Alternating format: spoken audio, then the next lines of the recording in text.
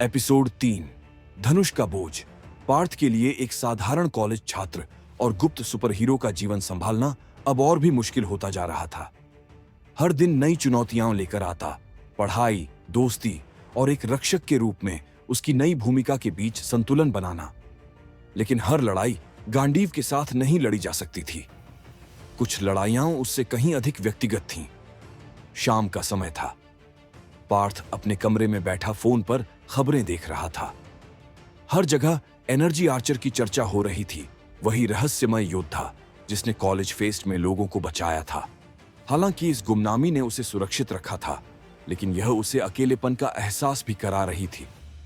पार्थ सोचते हुए, सब एनर्जी आर्चर के बारे में बात कर रहे हैं, लेकिन उन्हें नहीं पता कि वो बस मैं हूं, एक ऐसा लड़का जिसे खुद नहीं पता कि वो ये सब सही कर रहा है या नहीं। दरवाजे पर हुई दस्तक ने उसके विचारों को तोड़ दिया। उसकी मां अंदर आई। मां, पार्थ, खाना तैयार है और खाना खा लेने के बाद कचरा बाहर रखना मत भूलना।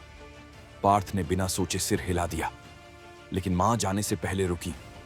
मां, तू कुछ दिनों से बहुत खोया खोया लग रहा है, सब ठीक है ना? पार्थ जबरन मुस्कुराते हुए, हाँ मां, सब ठीक है, बस कॉलेज का काम ज्यादा है। मां ने उसे ध्यान से देखा और फिर लंबी सांस लेते हुए कहा, याद रखना बेटा, तुझे सब कुछ अकेले करने की जरूरत नहीं है, हम हमेशा तेरे साथ हैं। उनकी बात पार्थ के दिल में गूंजती रही, भले ही वह कमरे से बाहर चली गई। अगले दिन पार्थ कॉलेज से लौट रहा था। रास्ते में उसने कुछ बच्चों को एक गली में क्रिकेट खेलते देखा। उनमें से एक बच्चे ने गेंद को जोर से मारा और गेंद सड़क की तरफ चली गई।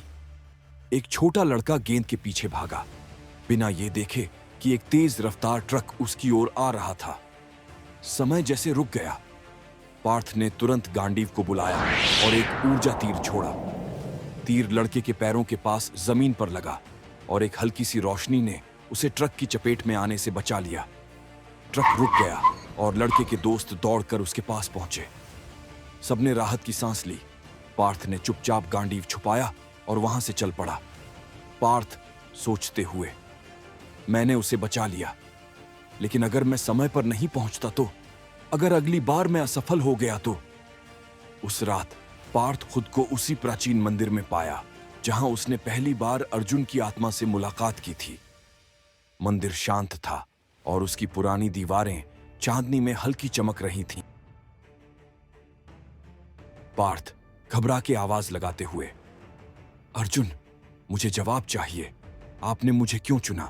मैं इसके लिए तैयार नहीं हूं। अगर मैं आपकी उम्मीदों पर खरा नहीं उतरा तो। मंदिर के अंदर की हवा थम गई और एक परिचित रोशनी ने पूरे वातावरण को घेर लिया। अर्जुन की आकृति एक बार फिर प्रकट हुई। उनकी आंखों में वही शांति थी, लेकिन उनके शब्द गहराई से भरे हुए थे। अर्जुन, पार्थ, तू खुद पर इसलिए शक कर रहा है क्योंकि तुझे असफलता का डर है, लेकिन असली ताकत तभी आती है जब तू यह स्वीकार करता है कि असफलता हर सफर का हिस्सा है। पार्थ, लेकिन अगर मेरी वजह से किसी को चोट लग गई तो, अगर मैं काफी नहीं हुआ तो? अर्जुन, मैं जो अपने समय का महानतम धनुर्धर था, क्या मेरे मन में भी संदेह नहीं थे? लेकिन एक सच्चे योद्धा को महान उसका परिश्रम और दृढ़ता बनाती है, न कि उसकी परिपूर्णता। गांडीव ने तुझे इसलिए चुना है क्योंकि तेरे पास वह साहस है जो तुझे हर डर के बावजूद खड़ा कर देता है।